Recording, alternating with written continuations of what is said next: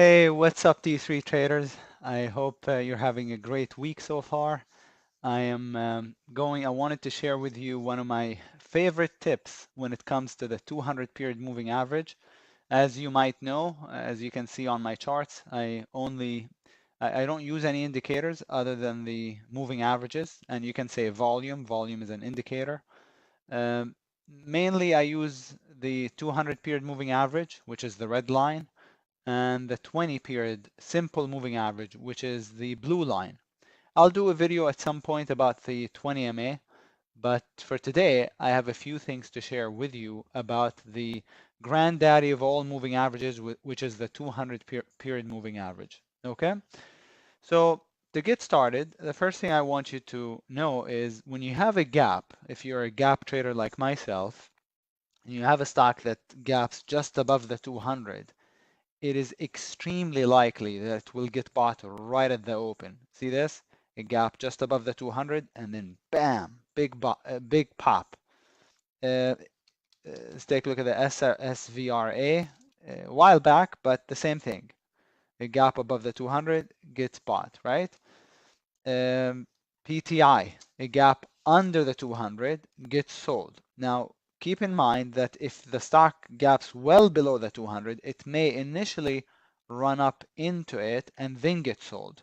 But usually 90% chance it'll get sold, regardless of the quality of the gap. You might think, well, this wasn't such a good gap. It doesn't matter. I've rationalized my way out of bad gaps that were gapping under the 200 way too many times. Meaning, I've said to myself many times in the past, oh, I'm not going to take this trade. It's a bad gap. But if it's gapping under flat 200, it's good. You can automatically almost upgrade the gap. Now, it doesn't have to be exactly flat. It can also be a bit rising or declining. But when it comes to the 200 period moving average, flatness is truly king. Is king. The 20 period moving average, it's most powerful when it's trending. The 200 MA is most powerful when it's flat. I also remember Tesla. So UNFI, right? Take a look at the Tesla not too long ago, gapped above the 200, pulled back, didn't reach it, but got bought anyway. Often they reach it and then they bounce off of it. Today we have air, but that wasn't the gap that I wanted to talk about. I saw this a couple days from last week, and I thought, oh, I'm gonna talk about it. Not only does it get sold when a stock gaps under the 200, but when you have a gap, let's say well above it, and it drops to it, big drop to the it usually will bounce off of it, like we see here from a month ago, let's say, on air. How about Tell? A gap well below the 200, still got sold. To Tell, now why am I bringing this up? Because this was on today's gaps list. So I saw that and I thought, okay, I'll mention it. But even if it's well below the 200, I mean, not way down here, but even if it's a little bit, below the 200, not right below it, it still will usually get sold. And again, just like I showed you on the air here when it sold off hard into the 200 and got bought, here's this. Gapped way above the 200s, got sold, and where did it stop at? Right at the 200. APDN also from yesterday, gapped way above the 200, got sold, but where did it stop? Where did it bounce off of? So if you're looking at this and you're looking at the intraday charts and you're thinking, oh, this is setting up long. I don't maybe quite like the setup, but wait a second. It's right at the 200 MA on the daily chart. Bam. You should automatically look to upgrade the play from maybe okay to excellent. But to tell you the truth, that's not all. That's not everything.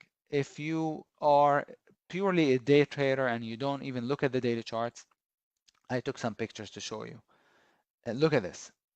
A huge sell-off on the 15. I call this play the Haas play. Stops the stock dead in its tracks on the 5-2. It's better when there's multiple time frame alignment.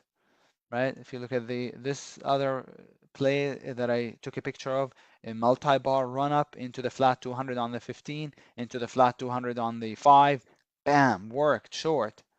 On the 15, look at this, guys. Down, down, down, down, the biggest bar, biggest volume at the 11:15 reversal time, and into the 200 period moving average. Perfect. That's a perfect long. Again, I love it when it happens on the 15-minute chart, but really the moving average applies. This rule that I'm sharing with you applies to any and every time frame. Now, if you like to take core, if you play core, meaning position trade, long-term plays, or even swing trades, I always like breakouts that originate from the area of the 200 MA. Let me show you what I mean. See this? Look at this. When I see that the stock is breaking out from the 200, sometimes it's below it, sometimes it's above it, but from the area of the 200, this is the sort of breakout that I want to play or that I want to get involved in. NBEV. I see that it tries to break it, multiple bars up into the 200, gets rejected. It pop into the 200, gets rejected. It pop into the 200, gets rejected. Finally above it, guess what? That's the thing I want to play, right? Knock 3 times, once, twice, 3 times, and then the fourth time takes it out. And IHD, this is a bit old, but look at this. Broke out from where? You tell me, from where? Right from the off the 200, and look at the move. 500% probably or so. ASNA, this I played actually as a long-term play. Look at this. Where did the breakout originate from? Where did the move come from? From the 200. So again, this rule about the 200 MA, I was in the NVAX just a couple days ago. Um, from the 200. The rule that I'm sharing with you about the 200 MA is not applicable only to day trading or gap trading. It is definitely applicable to swing and core trading too. Look at the sell-off right into the 200, get stopped. Where did this breakout come from? The 200. This was not as tight, so I don't. This was actually great on the monthly chart. Legacy as a higher low transition A. Weekly was good too, had a monster move. But again, this is applicable to all time frames. All time frames. The larger the time frame, the more significant it is. I was looking at the PM just today today as a possible transition A. So what's transition A? The 4-stage cycle, right? And that's transition A when the stock goes from stage 1 to stage 2. But look at it. Is it near the 200? Is it like pacing above it or no, it's well below it. Guess what? Not interested in it. Does that make sense? Not interested in it. I like the ones that originate off the 200. I don't remember this symbol off the top of my mind. MYRM or RYAM or RYAM. Look at the gap. But this is not why I'm bringing it up because I played this as a core play. I just want to show you what happened. Take a look. What a beauty when you have a rising 20 MA and a flat 200. This is the squeeze play, right? The pinch play. And then you have a higher lows, right? Equal highs. And finally the 20 MA. This is a shakeout on volume, which was good. And finally that 20 MA pinches the stock from underneath the 200 and it pops. Perfect. I was actually in it for a long time.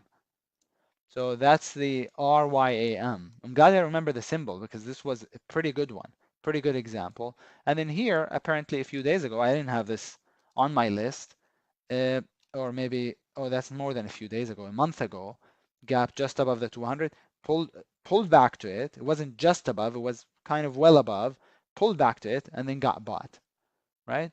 So just keep that in mind about the 200 MA. You might say, isn't that a line on the chart? Yes, it is. And I am all for being objective and focusing on price action, not lines on the chart, not indicators. I do not advocate using indicators. But because there are enough people that use these moving averages, such as the 200 and the 20 MA, those are the most probably, I would say, commonly used moving averages, the 200 being a long-term moving average, the 20 being in medium term to short term moving average, they react, the prices react to them. It becomes a self-fulfilling prophecy. If everybody buys at this line on the chart, guess what? It's gonna be just as though it was a price support. Does that make sense? So it acts as support, whether you like it or not, right? Whether it's objective or subjective support. In this case, it's subjective. It's a Western tool designed to locate support, and it works. Enough people use it, so it works. No problem. I'm going to use it too. I'll do a video at some point about the 20 period moving average, which to me is even much more important because I'm a trend follower, a trend trader, and the moving average works best in trending markets. And so those are the kind of markets or stocks that I focus on, trending stocks. So I'll do a video at some point about the 20 MA. But I have to say, people that bash the moving averages and they don't know how to use them. That's the thing. I'm all for being objective and doing away with any and all indicators. The moving averages are indicators, but they're also directional tools. So they help in many different ways. They help smooth out the chart. You can read I can read trends and charts much faster when I have moving averages on the chart. So again, I'm all for using just pure candlesticks and volume maybe, but these tools are very helpful, and I hope you agree with me. I hope you enjoyed today's video. If you'd like to learn more about what I do and want to watch what I do and participate in some of the trades that I call, feel free to check out the Black Room. Link is in the description. Have a great rest of the week and take care, everybody.